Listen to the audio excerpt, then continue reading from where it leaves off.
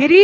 আমি যখন তোমাকে ওই দরজায় টোকা দিই, একবারের জায়গায় দুবার কোনোদিন হয় না, একবারে একবার টোকা দিলে সঙ্গে সঙ্গে আম্মা খাদিজা দরজা খুলে হাজির স্বামীর জন্য, একবারে।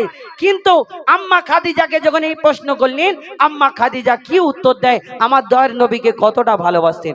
এখন ডিজিটাল যুগ হয়ে গেছে বাবা, আর এখন আগেকারের মতো কিছু নেই। এখন তো ফোন দেখে দেখে আমরা পরিবর্তন হয়ে যায়। এখন যদি কোনো স্বামী যদি কোনো বন্ধু বান্ধবের ক্ষেত্রে বা ফ্যামিলির কোনো কাজেতে যদি একটু বাইরে কাজে যে দেরি হয়ে যায় রাত্রে, বলে হাগো আমার না একটুখানি দেরি হবে, তুমি খাওয়া দাওয়া করে শুয়ে পড়ো। ও তখন ফোনটা বলে কেটে দিল। তার মানে বুঝে নাও, তুই আয় তারপর দেখাচ্ছি কি হয় ঘরে, আজ মজা, এই সার্কেস খেলা হবে। কি বাড়িতে যখন এসে তো দরজা টোকা দেওয়া তো দূরের কথা, ও লাথি ঘুষি মেরে পুরো ভেঙে দিয়ে ওইদিকে হাড়োয়া থেকে আর বেড়া চাপা পর্যন্ত সবাই উঠে পড়বে, উঠবে না, উঠবে না, চিন্তা কর, তুই বাইরে চলে আচ্ছা থাক, তারপরে বোঝাচ্ছি। এই দুনিয়ায় এইরকম কিছু মানুষ আছে। কিন্তু আম্মা খাদিজা আমার দয়ার নবীকে কেমন ভালোবাসতেন, শেষ কথায় লিখছে দেখুন। গভীর রাতে দরজায় টোকা, গভীর রাতে দরজায় টোকা দিতেন যখন নবী দয়াময়, গভীর রাতে দরজায় টোকা দিতেন যখন নবী দয়াময়, সাথে সাথে মা খাদিজা দরজা তখনই খুলে দেয়, সাথে সাথে মা খাদিজা দরজা তখনই খুলে দেয়, সাথে সাথে মা খাদিজা দরজা তখনই খুলে দেয়। দয়ার নবী বলে খাদিজা তুমি কি রাতে ঘুমাও না, তখন মা খাদিজা বলছে তুমি থাকো নির্জন পাহাড়ে, চিন্তায় আমার ঘুম আসে না, চিন্তায় আমার ঘুম আসে না, দোবারা যদি ডাকো আমাকে, দোবারা যদি ডাকো আমাকে, এ বেয়াদবি খোদা সইবে না, দোবারা যদি ডাকো আমাকে, এ বেয়াদবি খোদা সইবে না। মঈদুল ইসলাম মা খাদিজা করবে কি আর বর্ণনা, করবে কি আর বর্ণনা, এমন জীবন সঙ্গী হয়তো কেউ কোনোদিন পাবে না। দয়ার নবীর জীবন সঙ্গী কেমন ছিলেন মা খাদিজা, কেমন ছিলেন মা খাদিজা, কেমন ছিলেন মা খাদিজা। নারে তাকবীর। যেগুলো ফরমাইশ উম্মতি উম্মতি উর্দু গজল,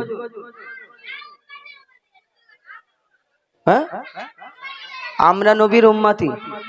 আচ্ছা তোমার উর্দু গজল, তোমার বিরহে দিল, আর তোমার রহমতে আলম। আচ্ছা ঠিক আছে, আচ্ছা ঠিক আছে দেখি।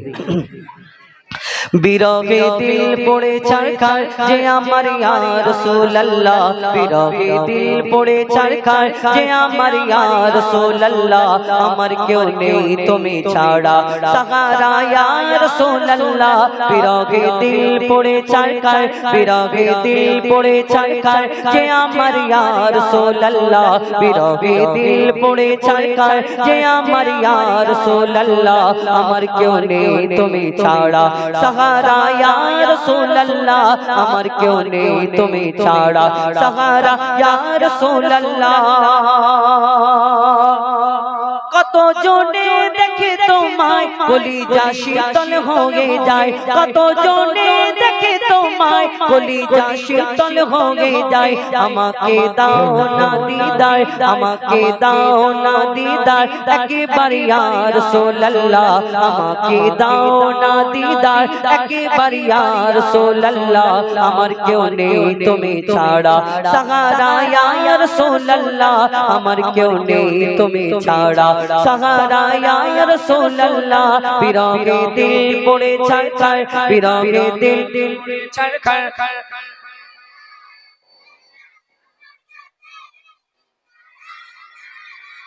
মাশাআল্লাহ, আরটি জোরে হবে, বিরহে দিল পড়ে ছারখার।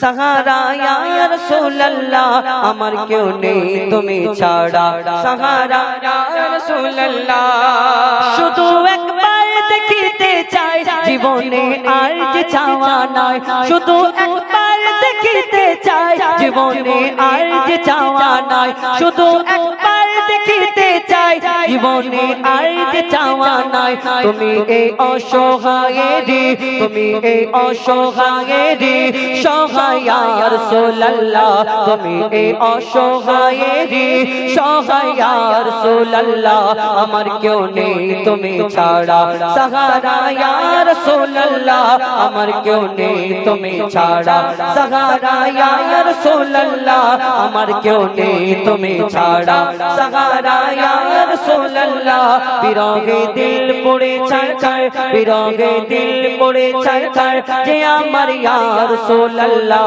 বিরহে দিল পড়ে ছাড় যে আমার ইয়া রাসূলুল্লাহ কেউ নেই তুমি ছাড়া সাহারা ইয়া রাসূলুল্লাহ আমার কেউ নেই তুমি ছাড়া সাহারা ইয়া রাসূলুল্লাহ মুলাকাতের আশা বুকে নিয়ে মরি ধুকে ধুকে মুলাকাতের আশা বুকে নিয়ে মরি ধুকে ধুকে মুলাকাতের আশা বুকে নিয়ে মরি ধুকে ধুকে তুমি যে শাফায়াতকারী তুমি যে শাফায়াতকারী হাসরে ইয়া রাসূলুল্লাহ তুমি যে শাফায়াতকারী হাসরে ইয়া রাসূলুল্লাহ আমার কেউ নেই তুমি ছাড়া সাহারা ইয়া রাসূলুল্লাহ আমার কেউ নেই তুমি ছাড়া সাহারা ইয়া রাসূলুল্লাহ বিরহে দিল পড়ে ছাড়খাড় বিরহে দিল পড়ে ছাড়খাড় যে আমার ইয়া রাসূলুল্লাহ বিরহে দিল পড়ে ছাড়খাড় যে আমার ইয়া রাসূলুল্লাহ আমার কেউ নেই তুমি ছাড়া সাহারা ইয়া রাসূলুল্লাহ আমার কেউ নেই তুমি ছাড়া সাহারা ইয়া রাসূলুল্লাহ আমার কেউ নেই তুমি ছাড়া সাহারা ইয়া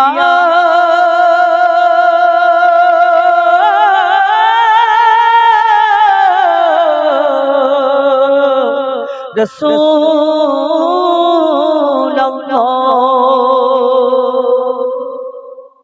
ঠিক আছে খুশি এবার পরবর্তী শিল্পী এদের কণ্ঠ থেকে একটা দুটো শুনুন কি রহমতে আলম তাই তো এদের কণ্ঠ থেকে শোনো তারপরে করো প্রশ্ন করি তোমার তার জবাব দাও আমার প্রশ্ন করি একটু ইকো দেবে এ আবার হাঁপিয়ে যায় একটু ইকো দাও মোটা হয়ে গেছে তো সবাই তো কম একদম কম রাখো হালকা একদম না হওয়ার ঠিক আছে চলো প্রশ্ন করি তোমার তার জবাব দাও আমার দাও ঠিক করো ঠিক আছে প্রশ্ন করি তোমার তার জবাব দাও আমার না যদি দাও জবাব কি করব ফাইন করব আচ্ছা ঠিক আছে প্রশ্ন করি তোমার তার জবাব দাও আমার না যদি দাও জবাব করব ফাইন তোমার ঠিক আছে বেশি করে ফাইন করবে আজ টাকা অনেক টাকা আছে আচ্ছা ঠিক আছে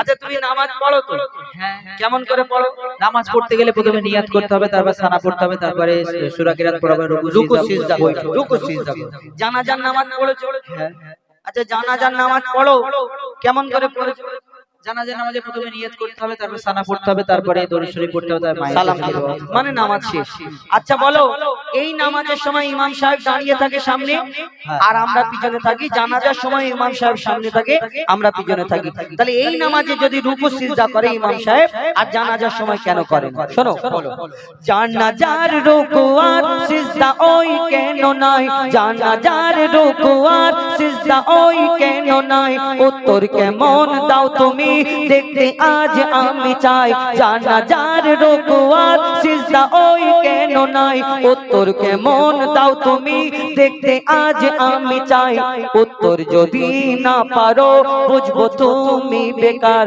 উত্তর যদি না পারো বুঝবো তুমি বেকার না যদি দাও জবাব করব ফাইন তোমার নারে তাকবীর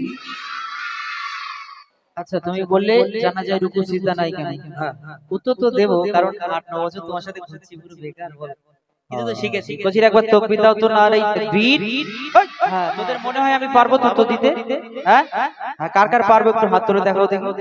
মাশাআল্লাহ মাশাআল্লাহ, আজকে আমি জিতে বাড়ি যাবো ইনশাআল্লাহ। হ্যাঁ, যারা যারা হাত তুলেছি একে কান ধরাবো শেষেতে, এ কান ধরলে তোরাও কান ধরবি, ঠিক আছে? আচ্ছা তুমি স্যালেন্ডার হচ্ছে তো, দেখো তোমাকেই কান ধরাবো।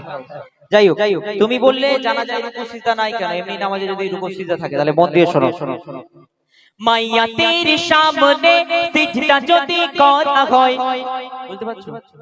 বুঝতে পারছো আমি কি কালা মনে হচ্ছে? আচ্ছা শোনো, মাইয়া তের সামনে সিজদা যদি করা হয়, সেই আমি গাচ্ছি কিন্তু পিছনে আমার চোখ।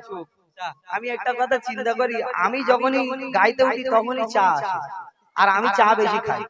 এখন এই চাটা নিয়ে আসে ওনার ইচ্ছে করে নিয়ে আসে কি বুঝতে পারি না। চলো উত্তর দাও। শোনো, মাইয়া তের সামনে সিজদা যদি করা হয়, মন দিয়ে শুনবে, মাইয়া তের সামনে সিজদা যদি করা হয়, সেই মাইয়া তের সাথে খোদার শিরক হয়ে যায় কেন? রুকু ও সিজদার আল্লাহ শুধু হকদার, রুকু ও সিজদার আল্লাহ শুধু হকদার, দিলাম জবাব তোমার, দাও ফাইন এখন আমার, নারে তাকবীর। কেমন দিলাম বলো? এখন ব্যাপার হলো, আবার বলছে কেমন দিলাম বলো। আমি ওস্তাদ ওর, আল্লাহ আল্লাহ তুলে নাও আমাকে। না না না, হ্যাঁ?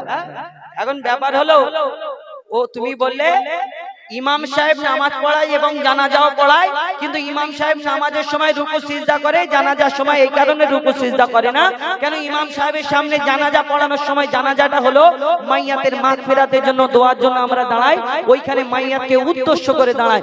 আর আমরা নামাজে যখন দাঁড়াই আল্লাহকে উদ্দেশ্য করে আমরা দাঁড়াই, আল্লাহকে রুকু করি সিজদা করি সব করা চলবে, কিন্তু ওই মাইয়াতের সামনে জানাজার সময় যদি রুকু সিজদা করা হতো, ওই মাইয়াতকে রুকু সিজদা করা হতো, আল্লাহ ছাড়া কারোকে সিজদা করা চলবে না। শিরক আর শিরকের গুনাহ আল্লাহ কোনোদিন maaf করে না। ভালো উত্তর দিয়েছো। আচ্ছা বলো, তুমি আরেকটা প্রশ্ন করব? হ্যাঁ, এখন দুটো চারটে পাঁচটা। এখন ব্যাপার হলো, দুম্বা ছাগল উট গরু ভেড়া খাও তো? খুব খায়। হ্যাঁ, হ্যাঁ, শুয়োর? শুয়োর খায় না, আলহামদুলিল্লাহ। শুয়োর কেউ খাবে? কেন শুয়োর খাও না? শুয়োর হারাম, শুয়োর এ, খায়। শুয়োর হারাম। আচ্ছা বলো, যদি দুম্বা ছাগল উট গরু ভেড়া এইগুলো যদি জায়েজ হয়, আর এইটা কেন হারাম? আচ্ছা বল দাদা, এই দুম্বা ছাগল ভেড়া উট এদের চারটে পা, দুটো চোখ, দুটো কান, শুয়োরেরও চারটে পা, দুটো কান, দুটো চোখ, মুখ সব একই। আবার শুয়োরের গোশ 1.5 ইঞ্চি মোটা চর্বি বিক্রি হয়। আচ্ছা যদি এইগুলো হালাল হয়, শুয়োর কেন হারাম? বলো, শোনো। দুম্বা ছাগল উট গরু ধর্মে হালাল জানি, দুম্বা ছাগল উট গরু ধর্মে হালাল জানি, শুকর কেন হয় হারাম তার জবাব দাও তুমি। দুম্বা ছাগল উট গরু ধর্মে হালাল জানি, শুকর কেন হয় হারাম তার জবাব দাও তুমি।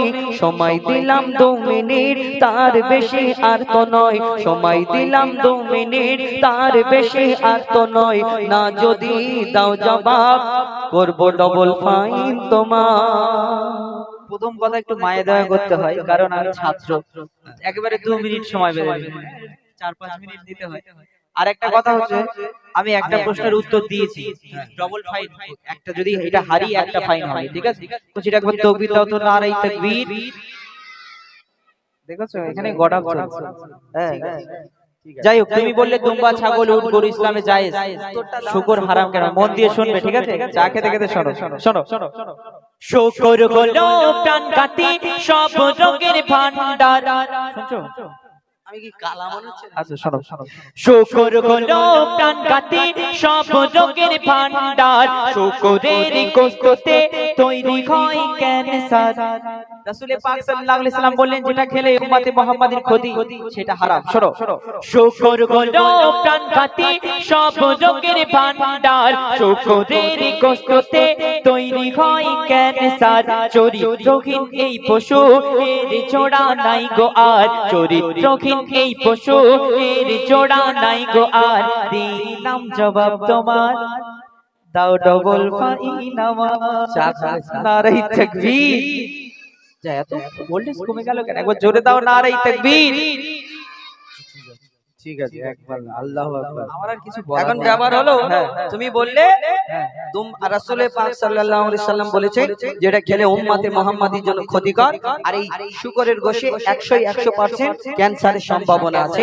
আমার নবী যেই দিন থেকে যেটা হারাম বলেছে সেটা আমরা সেই দিন থেকে মেনে, যেমন মদ খাওয়া খেত, কিন্তু যেই দিন থেকে আমার রাসূল পাক সাল্লাল্লাহু আলাইহি সাল্লাম ঘোষণা করলেন সেই দিন থেকে মদকে আমরা মুসলমান হারাম।